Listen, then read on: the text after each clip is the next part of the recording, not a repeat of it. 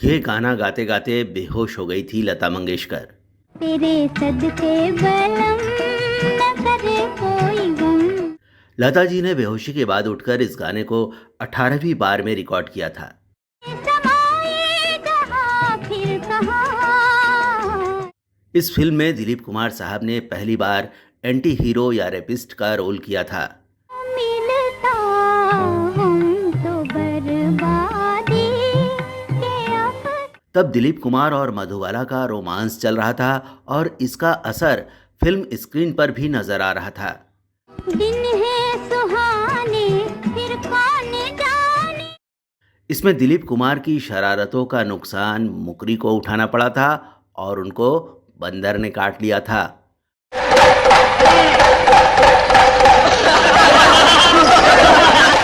दोस्तों, आज की इस पेशकश में हम 1954 में आई दिलीप कुमार और मधुबाला की फिल्म अमर और लता जी के गाने से जुड़ी बात करेंगे। तो चलिए शुरू करते हैं संगीत का ये सफर।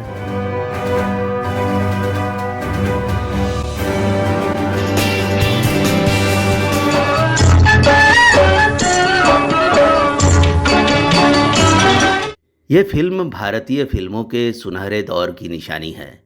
आपका मंदिर है ये, भगवान का घर है। मदर इंडिया बनाने से पहले महबूब खान ने इसमें तब के सुपरस्टार दिलीप साहब से एंटी हीरो वाला रोल करा लिया था। सोच ले हर बात की, दाता को खबर है। इस फिल्म में एक से बढ़कर एक सितारे शामिल किए गए थे। महबूब खान निर्माता निर्देशक थे। दिलीप कुमार, मधुबाला और निम्मी की मुख्य भूमिका थी। संगीत नौशाद साहब दे रहे थे और लता जी, आशा जी और मोहम्मद रफ़ी साहब ने बहुत ही सुरीले गाने गाए थे। इंसाफ का मंदिर है ये। एक बात कहूँ मेरे पिया सुन ले, अगर तुम राधा के प्यारे कृष्ण कन्हैया सिखवा है कोई न कोई गिला है। सदके बलम न करे कोई गम, न मिलता हम तो बर्बादी। नौशाद साहब ऐसे संगीतकार थे जिन्होंने मोहम्मद रफ़ी साहब और लता जी की प्रतिभा को सबसे पहले पहचाना था और अपनी फिल्मों के गानों के ज़रिए इन दोनों महान गायकों की प्रतिभा को दुनिया के सामने पेश किया था। वो इतने परफेक्शन और इत्मीनान से संगीत रचते थे कि उन्होंने अपने 65 साल के करियर में करीब 67 फिल्मों में ही संगीत दिया, लेकिन ऐसा संगीत दिया कि जिसे लोग आज भी सुनते हैं तो उनके दिमाग में नौशाद साहब की तस्वीर उभर आती है। नौशाद साहब की इस खासियत की वजह से कोई भी निर्माता, निर्देशक उनके संगीत में जबरन दखल नहीं देता था। महबूब खान तो उन पर इतना भरोसा करते थे कि उनकी फिल्मों में गायकों के नाम भी नौशाद साहब ही तय करते थे। महबूब खान की फिल्म अंदाज में भी नौशाद साहब ने तब की तमाम बड़ी गायिकाओं को छोड़कर लता जी को मौका दिया था। नौशाद साहब ने एक इंटरव्यू में बताया था कि लता जी इतनी बड़ी गायिका थीं कि वो अपनी आवाज़ के जादू से फिल्म के कैरेक्टर की हकीकत, उसकी मानसिक स्थिति, उसके दुख या उसकी खुशी को बहुत ही सहजता से उजागर करती थीं। लता जी ने अपना बचपन गरीबी में बिताया था और उनको अपने पारिवारिक और व्यक्तिगत जीवन में बहुत संघर्ष करना पड़ा था। इसलिए कई बार गंभीर गाना गाते हुए वो भावुक भी हो जाती थीं। सदके बलम न करे कोई गम, ये समाए जहां। जिस दिन इस गाने की रिकॉर्डिंग थी उस दिन लता जी कुछ पारिवारिक परेशानियों से तनाव में थी। इसका असर उनके गाने पर भी दिख रहा था। खोज पिया दुनिया का क्या एतबार।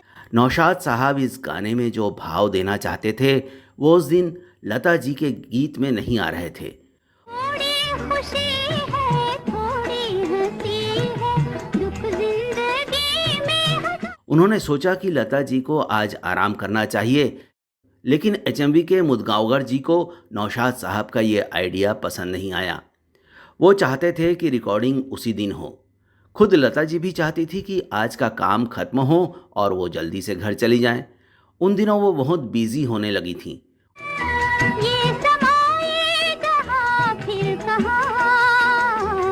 फिल्मी दुनिया में इतने परफेक्शन से काम होता है कि किसी कलाकार या फिल्म से जुड़े किसी व्यक्ति की निजी परेशानी का कोई मतलब नहीं होता। हालात जो भी हों उसका असर फिल्म पर नहीं दिखना चाहिए। उसमें वही दिखता है जो फिल्म का निर्देशक चाहता है, क्योंकि परेशानी कुछ वक्त की हो सकती है लेकिन फिल्म का प्रभाव तो स्थायी होता है।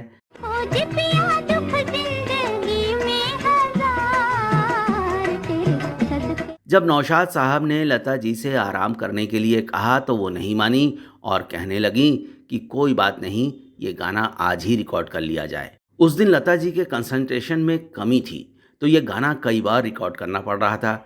नौशाद साहब ने बताया कि लता जी को समझाने के बाद मैं थिएटर में वापस आया, तब गाना रिकॉर्ड हो रहा था।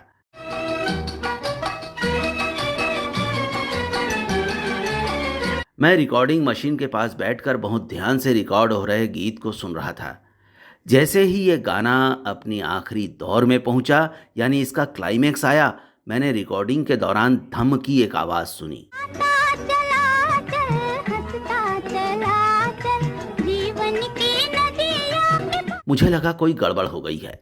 मैं दौड़कर प्लेबैक बूथ में पहुंचा और देखा कि वहां पर गीत गा रही लता मंगेशकर ज़मीन पर गिरी हुई हैं और बेहोश हो चुकी हैं। मैंने फौरन पानी मंगवाया और वहां रखा सामान अलग करने को कहा। जब लता के चेहरे पर पानी के छींटे पड़े तो थोड़ी देर में उनको होश आ गया। मैंने उनसे पूछा कि कैसी तबीयत है तो वो कहने लगी कि अब ठीक है। उनकी आवाज़ रुंधी हुई थी।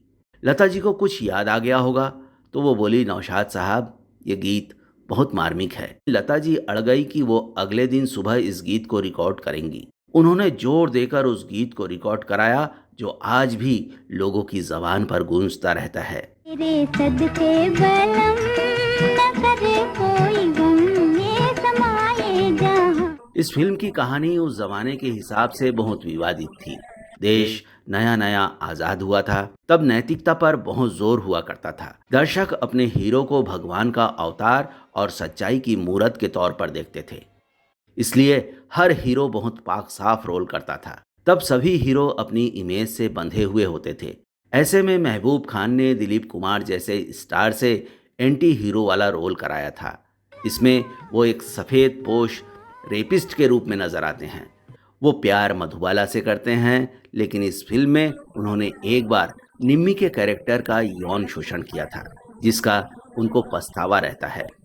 फिल्म की कहानी के उतार चढ़ाव में दिलीप कुमार खूनी भी बन जाते हैं। मुकदमे की सुनवाई के दौरान उनका ज़मीर जाग जाता है और वो निम्मी के यौन शोषण की बात कबूल कर लेते हैं। फिर मधुबाला त्याग की मिसाल पेश करती हैं और दिलीप कुमार से निम्मी की शादी तय करा देती हैं। इस फिल्म में नौशाद साहब ने 10 गाने दिए हैं और सभी गाने बेहद सुरीले हैं। अब बात करते हैं मुकरी जी की मुसीबत की। एक्टिंग के बादशाह दिलीप कुमार पर्दे पर भले ही ट्रेजेडी किंग कहे जाते थे, परंतु शूटिंग के दौरान वो कलाकारों को छेड़ते रहते थे और परेशान भी करते रहते थे। उन्होंने इस फिल्म की शूटिंग के दौरान साथ काम कर रहे एक बंदर को इतना परेशान किया कि उसने गुस्से में मुकरी जी को काट लिया। एक सीन में कॉमेडियन मुकरी को बंदर के पास जाना था। सीन से पहले दिलीप कुमार बंदर को लगातार चिढ़ा रहे थे। तब बंदर का मालिक उसे काबू किए हुए था। जब शॉट तैयार हुआ तो मुकरी बंदर के सामने पहुंचे। उन्हें बंदर के साथ कॉमेडी करनी थी, लेकिन बंदर तो पहले से ही चिढ़ा हुआ था। उसने छलांग लगाई और मुकरी जी को दांत से काट लिया। तो इस वीडियो में इतना ही दोस्तों। फिल्मी दुनिया की एक नई और अनोखी कहानी लेकर फिर आपके सामने होंगे हाजिर। तब तक के लिए आपका बहुत बहुत धन्यवाद।